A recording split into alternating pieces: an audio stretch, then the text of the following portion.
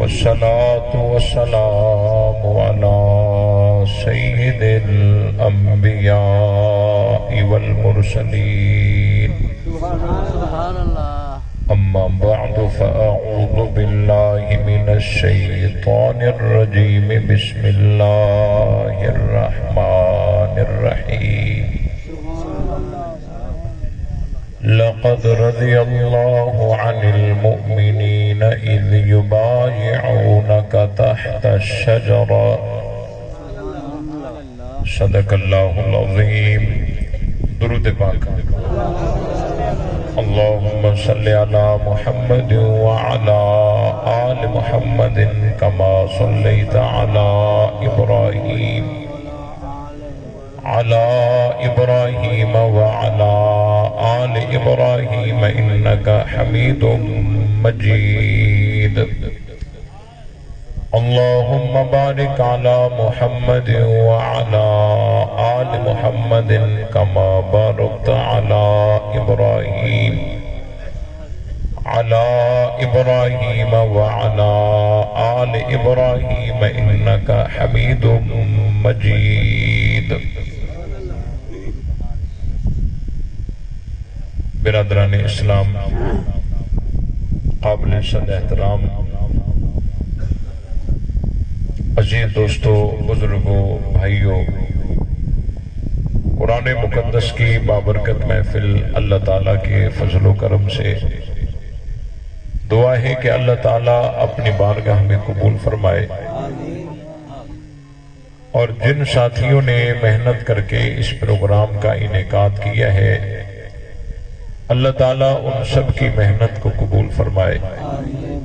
جو ساتھی دور دراز سے سفر کر کے اس محفل میں شریک ہوئے ہیں اللہ تعالیٰ ان سب کی حاضری کو شرف قبولیت سے نوازے، ہم سب کو حق سمجھ کر اس پر عمل کرنے کی توفیق بخشے۔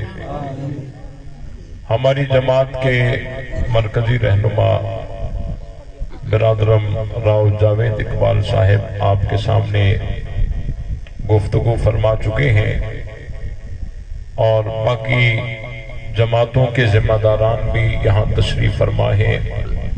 اللہ تعالیٰ سب کی محنت کو اپنی بارگاہ میں قبول فرمائے۔ چونکہ آج کے پروگرام کا عنوان حضرت سیدنا عثمان غنی رضی اللہ تعالیٰ عنہ کے حوالے سے ہے، تو قرآن مجید کی جو آیت آپ حضرات کے سامنے میں نے تلاوت کی ہے اسی پر کچھ باتیں عرض کروں گا۔ حضرت عثمان غنی رضی اللہ تعالیٰ عنہ نبی پاک صلی اللہ علیہ وسلم کے دوہرے داماد ہیں۔ آپ علیہ السلام نے اپنی ایک بیٹی حضرت رقیہ رضی اللہ تعالیٰ عنہا حضرت عثمان کو نکاح میں دی، اور جب وہ انتقال کر گئیں تو آپ علیہ السلام نے اپنی دوسری بیٹی حضرت ام کلثوم رضی اللہ تعالی عنہا حضرت عثمان کو نکاح میں دی، اور جب وہ بھی انتقال کر گئیں تو آپ علیہ السلام نے فرمایا اگر میں محمد کی 40 بیٹیاں ہوتی یکے بعد دیگرے میں عثمان کے نکاح میں دیتا جاتا۔ آج اگر ہم رشتہ داری کرتے ہیں، کسی سے رشتہ لیتے ہیں یا کسی کو دیتے ہیں، دیکھ بھال کے رشتہ داری کرتے ہیں یا آنکھیں بند کر کے کرتے ہیں؟ ان کے اٹھنے کو، بیٹھنے کو، کردار کو، سیرت کو، مذہب کو، دین کو، عقائد کو، نظریات کو دیکھ کر جہاں مطمئن ہوتے ہیں وہاں رشتہ داری کرتے ہیں، اور کہیں بھی اگر کوئی ڈاؤٹ ہو جاتا ہے تو ہم رشتہ روک دیتے ہیں، رشتہ داری کرتے نہیں ہیں۔ تو کیا اللہ کے نبی حضرت محمد الرسول اللہ صلی اللہ علیہ وسلم نے جو رشتہ داریاں کی ہیں وہ دیکھ بھال کے کی ہیں یا آنکھیں بند کر کے کی؟ دیکھ بھال کے کی ہیں۔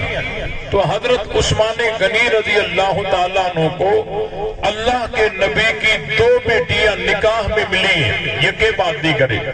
اب مجھے بتاؤ حضرت عثمان قبیلہ بنو امیہ سے تعلق رکھتے ہیں یا نہیں رکھتے؟ رکھتے ہیں نا۔ اب جو لوگ کہتے ہیں کہ نہیں ہم قبیلہ بنو امیہ کو نہیں مانتے، مطلقاً قبیلہ بنو امیہ پر رد کرتے ہیں، میں پوچھنا چاہتا ہوں اللہ کے نبی نے اپنی 2 بیٹیاں قبیلہ بنو امیہ میں دی ہیں، اور نبی پاک صلی اللہ علیہ وسلم کی ایک بیوی کا نام حضرت ام حبیبہ ہے جو حضرت امیر معاویہ کی ہمشیرہ ہیں، اور یہ قبیلہ بنو امیہ سے تعلق رکھتی ہیں۔ تو نبی نے قبیلہ بنو امیہ میں نکاح دیے بھی ہیں، نکاح لیے بھی ہیں، اور نہج البلاغہ کے اندر موجود ہے حضرت علی رضی اللہ تعالیٰ عنہ نے فرمایا فَنَكَحْنَا وَأَنْكَحْنَا، ہم نے بنو امیہ میں نکاح دیے بھی ہیں، نکاح لیے بھی ہیں۔ حضرت حسین رضی اللہ تعالیٰ عنہ کی ایک بیوی ہے جس کا نام حضرت لیلہ ہے جو حضرت امیر معاویہ کی بھانجی ہے اور قبیلہ بنو امیہ سے تعلق رکھتی ہیں۔ تو قبیلہ بنو امیہ میں نبی کی رشتہ داری بھی ہے، علی کی رشتہ داری بھی ہے، حضرت حسین کی رشتہ داری بھی ہے۔ آج جو قبیلہ بنو امیہ کو نہیں مانتے، نہ وہ نبی والے ہیں نہ علی والے ہیں، نبی والے بھی ہم ہیں، علی والے بھی ہم ہیں۔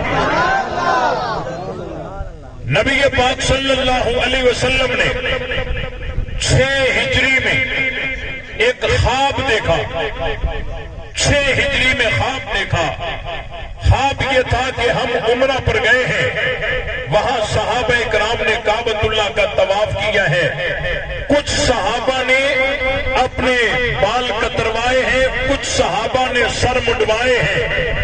آپ علیہ السلام نے یہ خواب صحابہ کو سنایا تو صحابہ بڑے خوش ہوئے، تیار ہو گئے عمرے کے لیے، کیونکہ نبی کا خواب تو وہی ہوتا ہے۔ صحابہ کرام تیار ہو گئے، بالآخر نبی پاک صلی اللہ علیہ وسلم 6 ہجری میں ایک صحابہ کا جمع غفیر جس کی تعداد تقریباً 1450 بنتی ہے، آپ علیہ السلام ساتھ لے کر چلے ہیں۔ کہاں جا رہے ہیں؟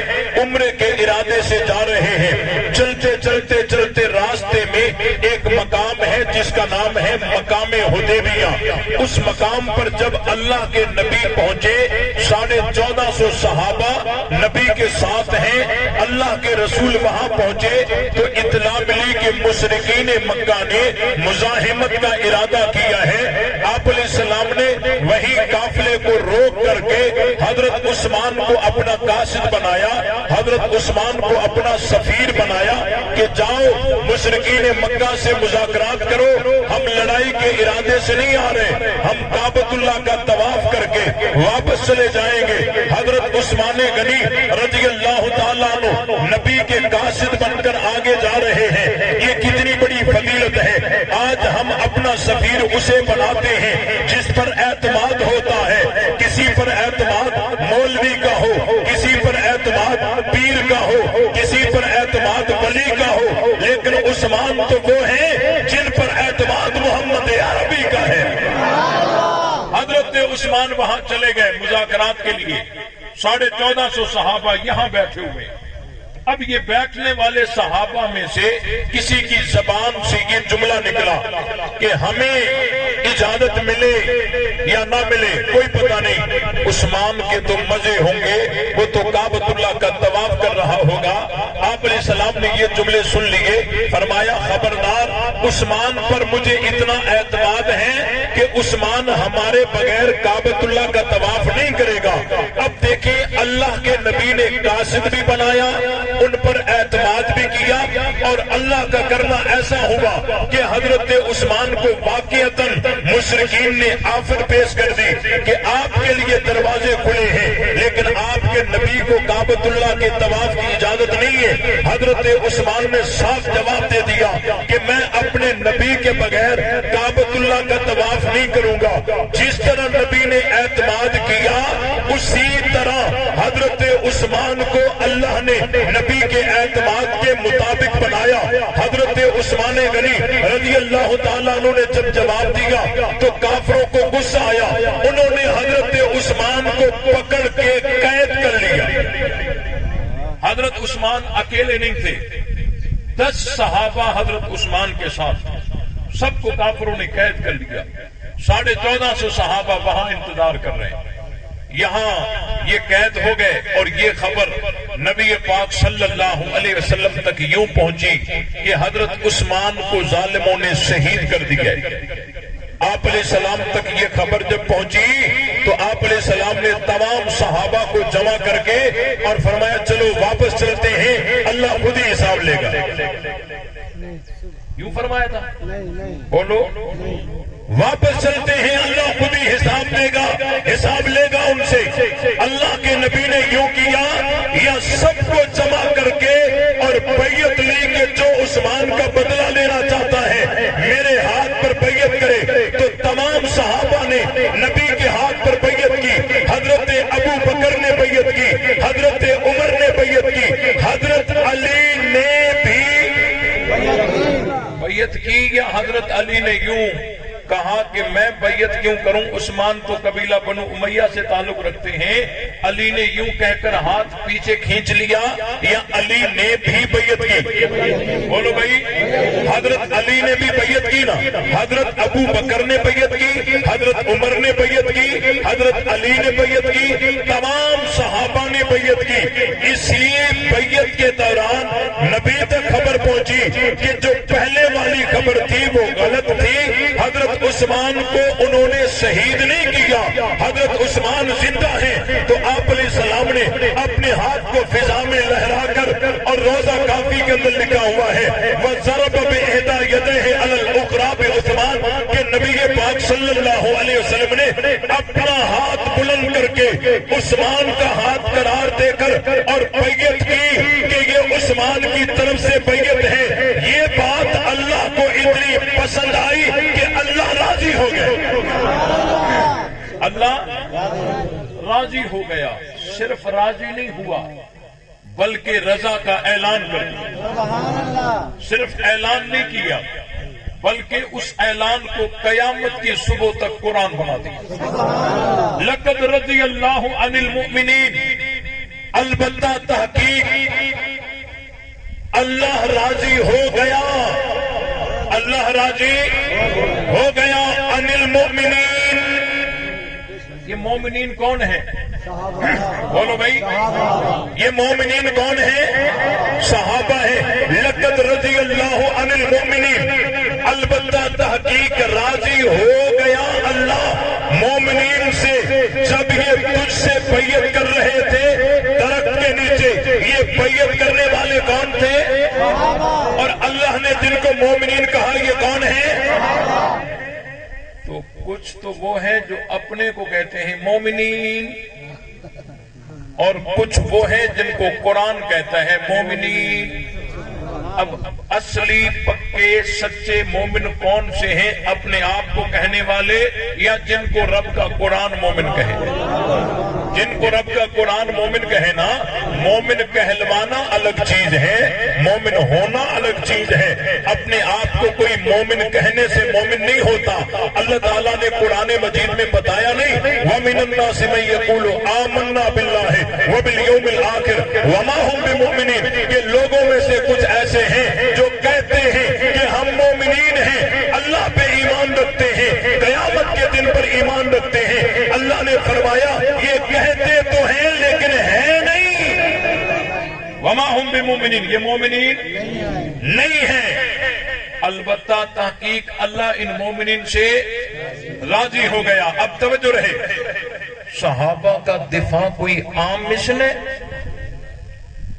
اللہ کے نبی نے فرمایا آخری وقت ایسا آئے گا، ایسے لوگ پیدا ہوں گے لہم مثل اجر اولہم، آئیں گے آخر میں اجر پائیں گے پہلوں جیسا، آئیں گے آخر میں اجر پائیں گے پہلوں جیسا، آئیں گے آخر میں اجر پائیں گے پہلوں جیسا۔ جی ہاں، کام جو پہلو والا کریں گے، یأمرون بالمعروف وینہون عن المنکر ویقاتلون اہل الفتن، کہ وہ بھلائی کا حکم کریں گے، برائی سے روکیں گے، اور اہل فتن سے قتال کریں گے، مقابلہ کریں گے۔ یہ آئیں گے آخر میں اجر پائیں گے پہلو جیسا۔ یہ صحابہ نہیں ہوں گے، صحابہ کے سپاہی ہوں گے۔ کے صحابہ نہیں ہوں گے، صحابہ کے سپاہی ہوں گے۔ اللہ کے نبی نے فرمایا جو عثمان کا بدلہ لینا چاہتا ہے میرے ہاتھ پر بیعت کرے۔ سب نے بیعت کی، اللہ کو یہ بات پسند آئی، اللہ نے رضا کا اعلان کر دیا، اور اس درخت کا ذکر بھی قرآن میں کر دیا جس درخت کے نیچے بیٹھ کر بیعت کی تھی۔ بھائی اس درخت کو اتنی عزت مل گئی کہ اس درخت کا ذکر قرآن میں، حدیثوں میں، علماء کی مجالس میں، صلحاء کی مجالس میں اس درخت کو اتنی عزت آخر کیوں ملی؟ یہ درخت کون سا درخت تھا؟ آم کا تھا؟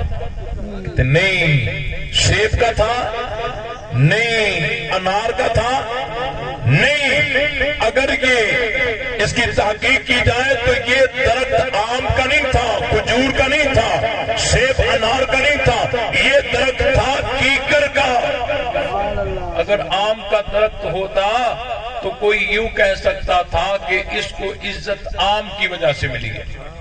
اگر سیب کا درخت ہوتا کوئی یوں کہہ سکتا تھا کہ اس کو عزت سیب کی وجہ سے ملی ہے۔ اگر انار کا درخت ہوتا آج کوئی یوں کہہ سکتا تھا کہ اس کو عزت انار کی وجہ سے ملی ہے، لیکن یہ کیکر کا درخت ہے جس کا کوئی پھل نہیں ہے، اس کو عزت کیوں ملی؟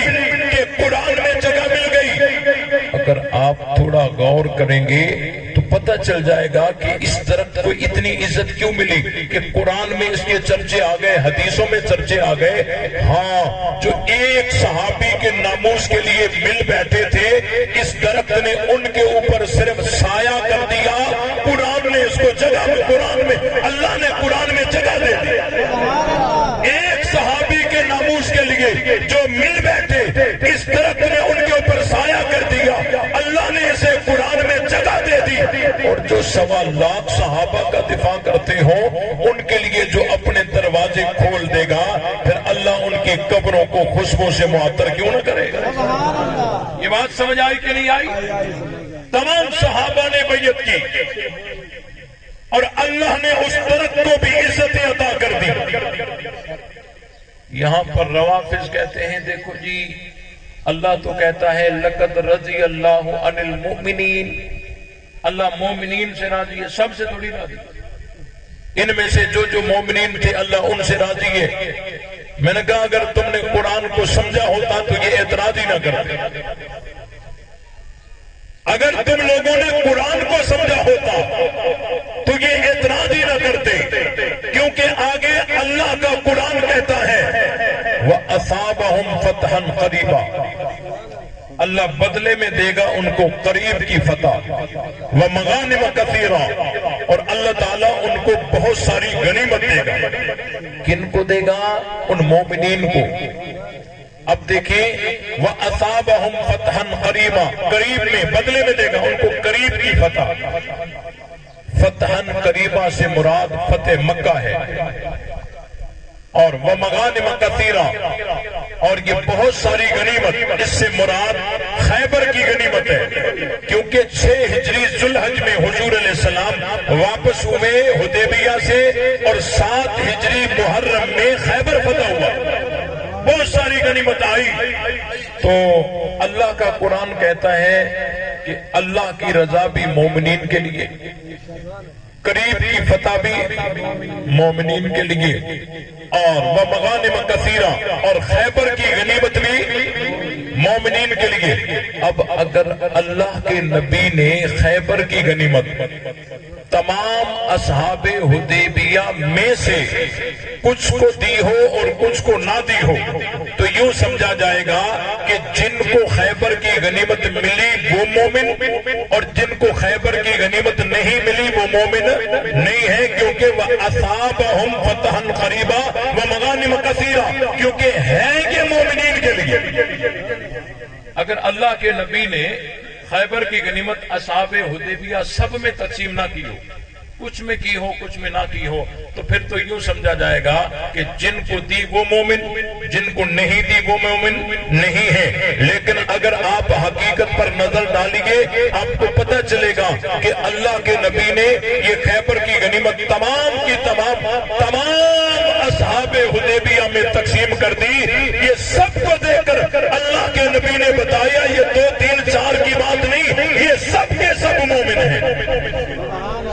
بیعت رضوان والے سب کے سب مومن ہیں. لقد رضی اللہ عن المؤمنین اذ یبایعونک تحت الشجرہ. دیکھیں صحابہ ہیں، صحابہ ہیں. یہ صحابہ جب 313 تھے تو اللہ نے ایک سند جاری کی، اعملوا ما شئتم قد غفرت لکم. اللہ نے فرمایا جو مرضی کرو، معافی کی سند پہلے دے رہا ہوں. یہ جو بدر میں صحابہ لڑے، 313 صحابی خالی ہاتھ اور یوں مقابلہ کیا کہ 1000 پہ غالب آئے، 70 کافر مردار، 70 قید کر لیے. اتنا بڑا مارکا اور اتنی قربانی دی کہ نبی کے مقابلے میں باپ آیا، اس سے رعایت نہیں کی. نبی کے مقابلے میں بیٹا آیا، اس سے رعایت نہیں کی. نبی کے مقابلے میں بھائی آیا، اس سے رعایت نہیں کی. تو اللہ نے ان کو ایسا تمغہ دیا، اعملوا ما شئتم قد غفرت لکم. جو مرضی ہے کرو، معافی کا اعلان رب پہلے جاری کرتا ہے. کسی کے دل میں گمان یہ نہ جائے کہ اللہ نے انہیں گناہوں کی اجازت بھی دے دی. نہ، اللہ تعالیٰ نے ان کے دلوں کو جان کر پھر ان کی خبر دی ہے کہ یہ ایسے پکے ہیں کہ گناہ پر تو مصر رہ ہی نہیں سکتے. اگر خطا ہو جائے گی تو التائبون ہو جائیں گے. یہ ہیں پکے جنتی. یہ 313 کون تھے؟ بولو بھائی کون تھے؟ اور جب یہ 1500 تھے تو اللہ نے ایک اور سند جاری کی. فرمایا لقد رضی اللہ عن المؤمنین. یہ مومن بھی ہیں، میں راضی بھی ہوں. کوئی جگہ بچی؟ یہ مومن بھی ہیں، میں راضی بھی ہوں. کچھ لوگ کہتے ہیں اللہ تعالیٰ اس وقت راضی ہو گئے تھے، آگے چل کر انہوں نے ایسے ویسے کام کیے، اللہ پھر ناراض ہو گیا. میں نے کہا بے وقوفو، اللہ کو اپنے اوپر قیاس مت کرو. ہم کسی کو سچا کہیں، کل وہ جھوٹا نکل پڑے، ایسا ہو سکتا ہے. ہم کسی کو صحیح کہیں، کل وہ غلط نکل پڑے، ایسا ہو سکتا ہے. ہم کسی کو مومن کہیں، کل وہ کافر ہو جائے، ایسا ہو سکتا ہے. پھر ہم کیا کہتے ہیں؟ یار اندر کا پتہ ہمیں تو نہیں تھا، ہمیں کیا پتا تھا کہ وہ یوں نکل پڑے گا. ہم یوں ہی کہتے ہیں نا. لیکن اللہ تعالیٰ جب کسی کے لیے خبر دے رہا ہو، اللہ تو سینوں کے رازوں کو پہلے سے جانتا ہے. یہ 5 سال کے بعد کیا کریں گے رب پہلے سے جانتا ہے.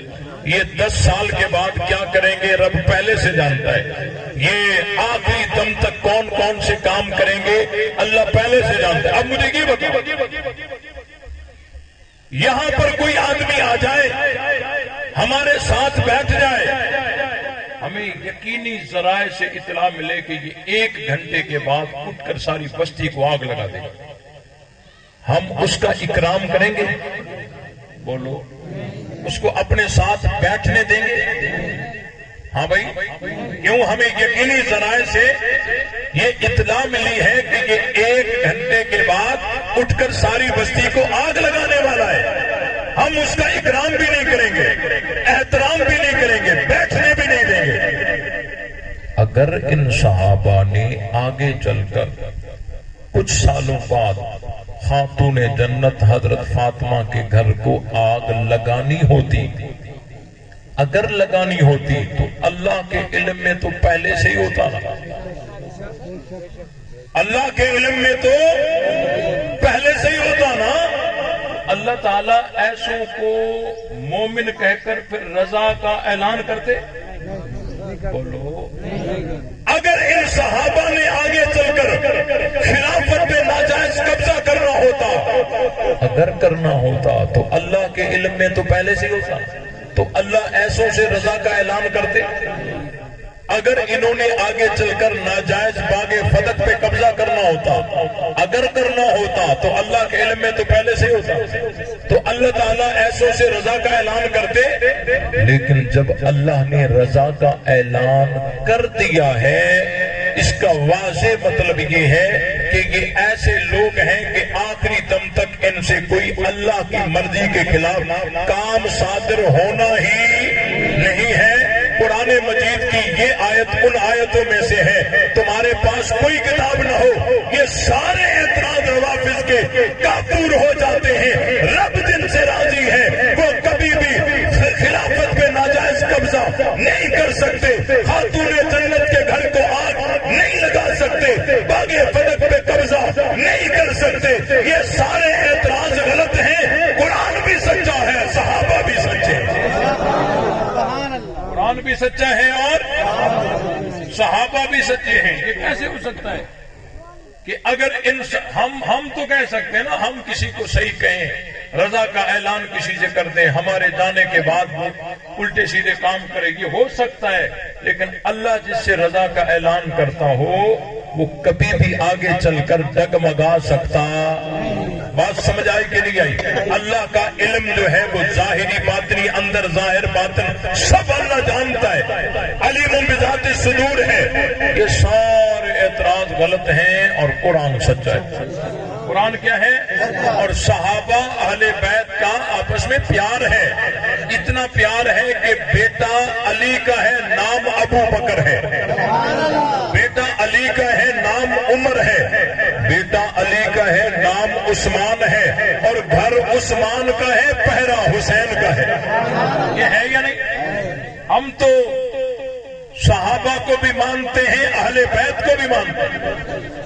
اگر کوئی صحابہ کو مانے اور اہل بیت کو نہ مانے، اپنا ایمان مکمل کر سکتا؟ اور کوئی اہل بیت کو مانے اور صحابہ کو نہ مانے، وہ بھی اپنا ایمان مکمل کر سکتا؟ نہیں، ہم صحابہ کو بھی مانتے ہیں، اہل بیت کو بھی مانتے ہیں۔ اور میں تو پورے ملک میں اعلان کرتا پھرتا ہوں، اگر تمہیں کامیابی چاہیے، اگر تمہیں کامرانی چاہیے، اگر تمہیں جنت چاہیے تو حضرت علی کے تابع دار ہو جاؤ۔ کس کے تابع دار ہو جاؤ؟ آواز آنی چاہیے، سارے نہیں ماننے والے۔ کس کے تابع دار ہو جاؤ؟ جس طرح حضرت ابو بکر کی تابع داری جنت پہنچائے گی، حضرت عمر کی تابع داری جنت پہنچائے گی، حضرت عثمان کی تابع داری جنت پہنچائے گی، نبی کے ایک ایک صحابی کی تابع داری جنت پہنچائے گی، خدا کی قسم علی کی تابع داری بھی جنت پہنچائے گی۔ اگر تمہیں کامیابی چاہیے، کامرانی چاہیے تو علی کے تابع دار ہو۔ صحیح ہے؟ اب ایک طبقہ ہے جو حضرت ابو بکر کو برا بھلا کہتا ہے، الزام لگاتا ہے، اعتراضات کرتا ہے، لیکن اسی ابو بکر کے ہاتھ پر حضرت علی بیعت کر رہے ہیں، اسی ابو بکر کے پیچھے حضرت علی 2.5 سال نمازیں پڑھ رہے ہیں، اپنے بیٹے پر نام ابو بکر رکھ رہے ہیں۔ اب مجھے بتاؤ، ہم اس طبقے کی مانیں یا حضرت علی کی مانیں؟ سارے نہیں، جو علی والے ہیں وہ زور سے بولیں۔ ہم اس طبقے کی مانیں یا حضرت علی کی مانیں؟ یہ ہیلے بہانے کریں گے، حرکتیں سازشیں کریں گے، بالآخر علی علی کر کے آپ کو علی کے راستے سے ہٹانے کی کوشش کریں گے۔ آپ نے علی کے راستے کو چھوڑنا، علی کے تابعدار بن جاؤ، سیدھے جنت چلے جاؤ۔ ایک طبقہ ہے جو حضرت عمر پر اعتراض کرتا ہے، الزام لگاتا ہے، بکواس کرتا ہے، لیکن اسی عمر کے پیچھے حضرت علی 10 سال نمازیں پڑھ رہے ہیں، اسی عمر کے ہاتھ پر حضرت علی بیعت کر رہے ہیں، اسی عمر کا نام حضرت علی اپنے بیٹے پر رکھ رہے ہیں، اسی عمر کو حضرت علی اپنا داماد بنا رہے ہیں۔ اب مجھے بتاؤ، ہم اس طبقے کی مانیں یا حضرت علی کی مانیں؟ علی والے زور سے بولے، سارے نہیں بھائی، جو علی والے ہیں وہ زور سے بولے۔ ہم اس طبقے کی مانیں یا حضرت علی کی مانیں؟ یہ ہیلے بہانے کریں گے، حرکتیں سازشیں کریں گے، بالآخر علی علی کر کے آپ کو علی کے راستے سے ہٹانے کی کوشش کریں گے، لیکن آپ نے علی کے راستے کو چھوڑنا۔ یہ بات سمجھ آئی کہ نہیں آئی؟ ایک طبقہ ہے جو حضرت عثمان کو برا بھلا کہتا ہے، الزام لگاتا ہے، اعتراضات کرتا ہے، بکواس کرتا ہے، لیکن اسی عثمان کے ہاتھ پر حضرت علی بیعت کر رہے ہیں، 12.5 سال پیچھے نماز پڑھ رہے ہیں، اپنے بیٹے پر نام عثمان رکھ رہے ہیں، اپنے بچوں کو عثمان کے دروازے پہ پہرے دار بنا رہے ہیں۔ اب مجھے بتاؤ، ہم اس طبقے کی مانیں یا حضرت علی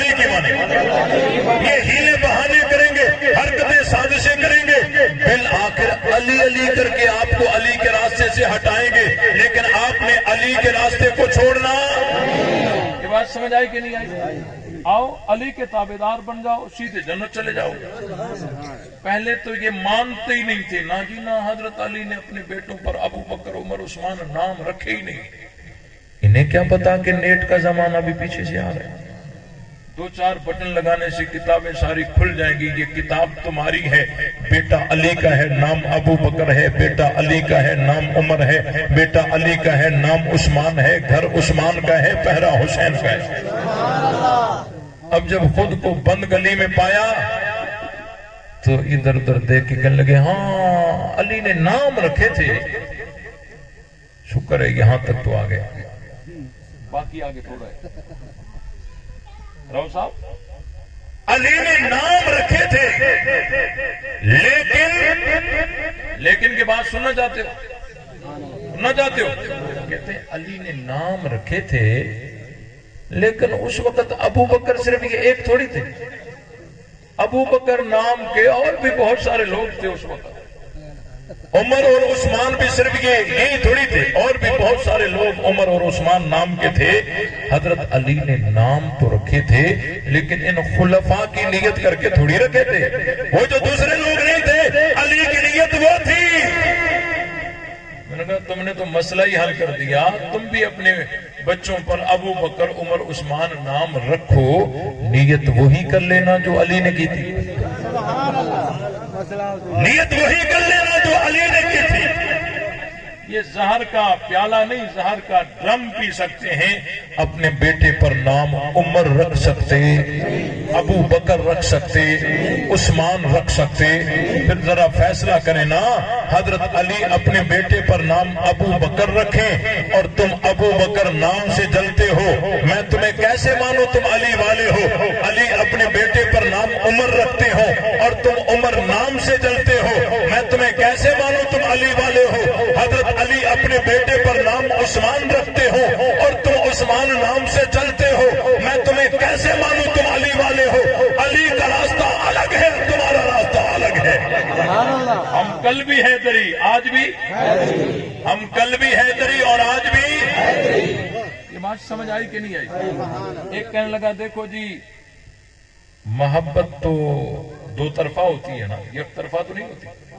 اگر حضرت علی نے اپنے بیٹوں پر ابو بکر عمر عثمان نام رکھے تھے تو کیا حضرت ابو بکر نے اپنے بیٹوں میں سے کسی پر علی نام رکھا؟ حسن حسین نام رکھے؟ کیا حضرت عمر نے اپنے بیٹوں پر علی حسن حسین نام رکھے؟ انہوں نے کیوں نہیں رکھے؟ محبت یک طرفہ تو نہیں ہوتی نا، دو طرفہ ہوتی ہے۔ اگر حضرت علی نے رکھے تو انہوں نے کیوں نہیں رکھے؟ اس سوال کا جواب میں انشاءاللہ 4 مہینے کے بعد دوں گا۔ صحیح ہے بھائی؟ صحیح نہیں ہے؟ صحیح والے بہت سارے ہیں بھائی ادھر۔ 4 مہینے کے بعد جواب دیں۔ آپ تھکے ہوئے ہیں، آپ نے بہت ساری تقریریں سنی ہیں، ہو سکتا ہے آپ کی میموری فل ہو گئی ہو، بات یاد نہ رہتی ہو۔ 4 مہینے کے بعد یا ابھی والے ایک دفعہ سبحان اللہ لگے۔ کہتے ہیں محبت تو دو طرفہ ہوتی ہے، یک طرفہ تو نہیں ہوتی۔ اگر حضرت علی نے نام رکھے تھے تو انہوں نے اپنے بیٹوں پر علی حسن حسین نام کیوں نہیں رکھے؟ توجہ ہے؟ ان کا قبر سے خوشبو کا آنا حق کی دلیل ہے، لیکن قبر سے خوشبو کا نہ آنا ناحق کی دلیل نہیں۔ بیٹے پر نام رکھنا محبت کی دلیل ہے، بیٹے پر نام نہ رکھنا نفرت کی دلیل۔ میں آپ سے پوچھتا ہوں، وہ آدمی ہاتھ بلند کریں جن کے بیٹے کا نام ابو بکر ہو، ایک۔ جن کے بیٹے کا نام ابو بکر ہو، 2 3 4 5 6 7 8 9 10 11 12 یہ 13 یہ 13 تھے۔ یہ 13 لوگ یہاں ایسے ہیں جن کے بیٹے کا نام ابو بکر ہے۔ اب وہ آدمی ہاتھ بلند کریں جن کے دلوں میں حضرت ابو بکر کی محبت ہے۔ اب دیکھو انہوں نے نام تو نہیں رکھے لیکن محبت پھر بھی ہے. تو نام رکھنا محبت کی دلیل ہے اور نام نہ رکھنا نفرت کی دلیل. اس کو آپ دوسرے زاویے سے سمجھیے. دادا فوت ہو گیا, 1 مہینے کے بعد بیٹا پیدا ہوا, آپ نے اپنے دادے کا نام اپنے بیٹے پہ رکھ دیا. ایسے ہوتا ہے نہیں ہوتا؟ اب کوئی آپ سے کہے یار دیکھو آپ کے بیٹے پر تو آپ کے دادے کا نام ہے لیکن آپ کے دادے کے کسی ایک بیٹے پر بھی آپ کا نام نہیں ہے. تو دادا آپ سے بڑا چلتا تھا, اس دلیل سے دادے کی نفرت کو مانو گے؟ بھئی آپ کے بیٹے پر تو آپ کے دادے کا نام ہے لیکن آپ کے دادے کے کسی ایک بیٹے پر بھی آپ کا نام نہیں ہے. اور محبت تو یک طرفہ نہیں ہوتی, 2 طرفہ ہوتی ہے. آپ نے رکھے تو انہوں نے کیوں نہیں رکھے؟ اس دلیل سے دادے کی نفرت کو تسلیم کرو گے؟ اچھا ایک اور زاویے سے سمجھو. آج تک معمول کیا رہا ہے کہ نام جو رکھے جاتے ہیں وہ زندہ لوگوں کے اٹھا کر اور بچوں پر رکھے جاتے ہیں یا جو فوت شدہ ہوں ان کے نام اٹھا کر بچوں پہ رکھے جاتے ہیں؟ جو فوت شدہ ہو نا, دادا گھر میں زندہ ہو, بیٹا پیدا ہو جائے, دادا زندہ دادے کا نام بیٹے پہ رکھو گے؟ جو فوت شدہ ہوتے ہیں ان کے نام رکھے جاتے ہیں نا. تو جب حضرت ابو بکر, حضرت عمر, حضرت عثمان کو اولادیں ہو رہی تھیں, علی تو چل پھر رہے تھے, حسن حسین تو ساتھ بیٹھ رہے تھے, مجلس محفل میں ساتھ تھے, غزوات میں ساتھ تھے, مشاورت میں ساتھ تھے. اب اگر حضرت ابو بکر, عمر, عثمان نام رکھتے تو کیسے رکھتے؟ علی تو زندہ بیٹھے, حسن حسین تو زندہ بیٹھے, اور جب حضرت علی کو اولاد ہو رہی تھی اس وقت حضرت ابو بکر, عمر, عثمان اس دنیا سے جا چکے تھے. حضرت علی نے اپنے ایک بیٹے پر نام ابو بکر رکھا, ایک پر عمر رکھا, ایک پر عثمان رکھا. سبحان اللہ. بات سمجھ آئی کہ نہیں آئی؟ تو تابعداری کس کی کرنی ہے؟ اور یہ علی کے تابعدار نہیں ہے. یہ نام تو علی کا لیتے ہیں لیکن اذان علی سے نہیں لیتے. نام تو علی کا لیتے ہیں, نام تو اہل بیت کا لیتے ہیں لیکن کلمہ اہل بیت سے نہیں لیتے. نام تو اہل بیت کا لیتے ہیں, نماز اہل بیت سے نہیں لیتے. نام اہل بیت کا لیتے ہیں, دین اہل بیت سے نہیں لیتے. اگر دین اہل بیت سے لیتے تو ان کے پاس بھی اذان محمدی ہوتی. صحیح کہہ رہا ہوں غلط کہہ رہا ہوں؟ اسی لیے ہم صحابہ کو بھی مانتے ہیں, اہل بیت کو بھی مانتے ہیں. ایک آدمی کہنے لگا یہ صحابہ اتنی کرتے ہیں کہ اللہ رسول کا تذکرہ بھی اتنا نہیں کرتے. یہ کیا ہے بھائی؟ رومال ہے. اور یہاں اگر قرآن مجید بھی پڑا ہوا ہو اور ایک آدمی آئے اور رومال کو اٹھا کر بھاگے تو اس کے پیچھے میں کیا کہوں گا کہ قرآن, کیا کہوں گا؟ رومال. اسٹیج پر بیٹھے ہوئے حضرات کیا کہیں گے؟ مولوی صاحب کا رومال. آپ کیا کہیں گے؟ مولوی صاحب کا رومال. اب میری زبان پر بھی لفظ رومال رومال رومال ہے, آپ حضرات کی زبان پر بھی لفظ رومال رومال رومال ہے. اگر یہاں قرآن بھی پڑا ہوا ہو ہم پھر بھی رومال رومال جو کہہ رہے ہو, کیا ہم سب رومال کو قرآن سے اونچا سمجھتے؟ نہیں, قرآن کی شان اونچی ہے. رومال رومال زیادہ اس لیے کر رہے ہیں کہ سامنے چور رومال کا ہے. اللہ رسول کی شان اونچی ہے, صحابہ زیادہ اس لیے کرتے ہیں کہ سامنے دشمن صحابہ.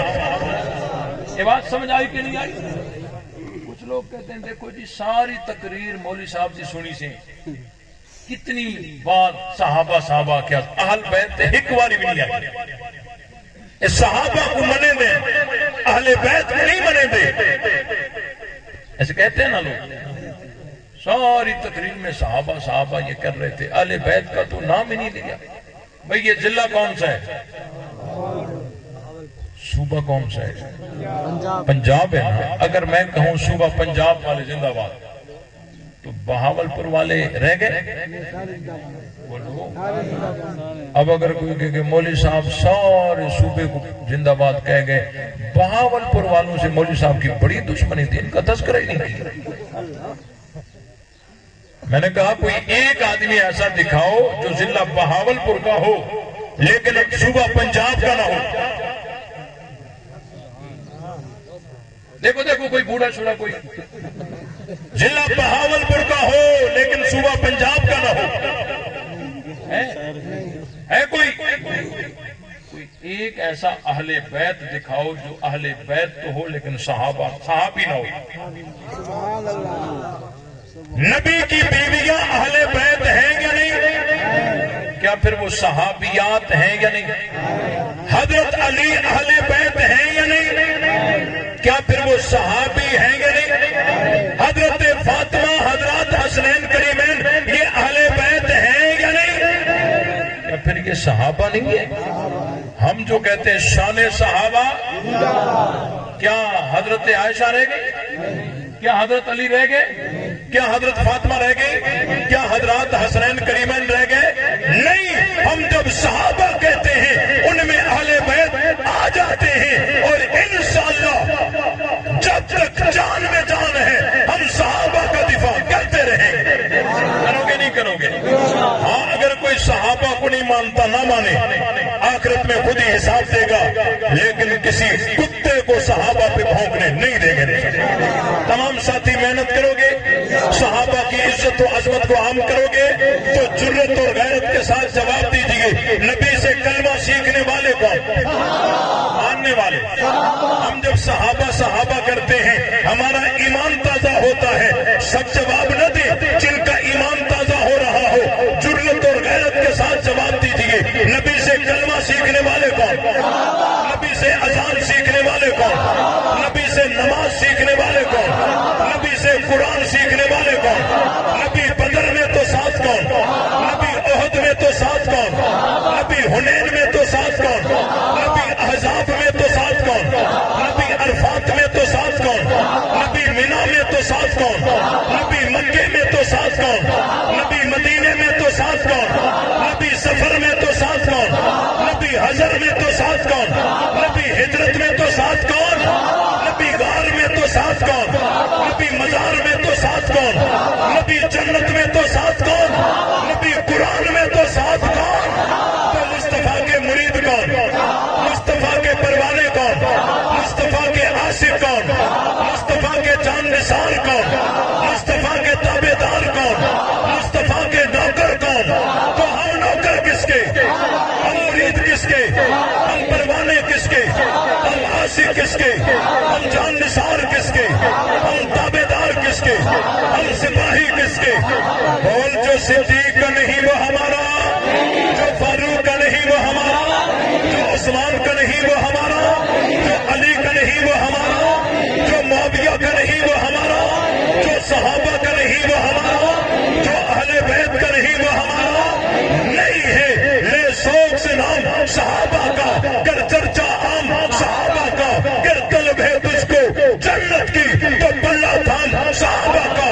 حق بات پر کرتی ہے تو کٹ جائے زباں میری، اظہار تو کر دے گا جو ٹپکے گا. لہو میرا فنا فی اللہ کی تہ میں بقا کا راز مضمر ہے، جسے مرنا نہیں آتا اسے جینا نہیں آتا. وما